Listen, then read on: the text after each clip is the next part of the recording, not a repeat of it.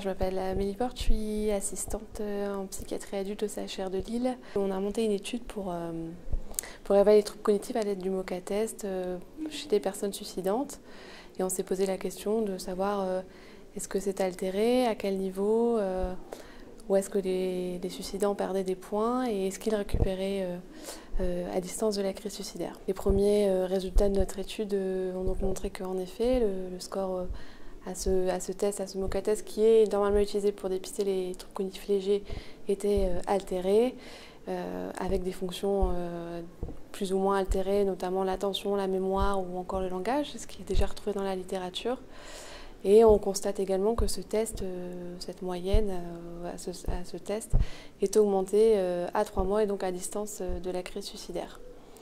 Donc là, c'est les premiers résultats et l'objectif, c'est de voir un peu comment on peut utiliser cet outil et en termes de soins. Est-ce que les troubles cognitifs dans la crise suicidaire, c'est quelque chose qu'il faut prendre en compte dans les soins et dans la prise en charge globale du patient après un passage à l'acte ou lors du décès suicidaire?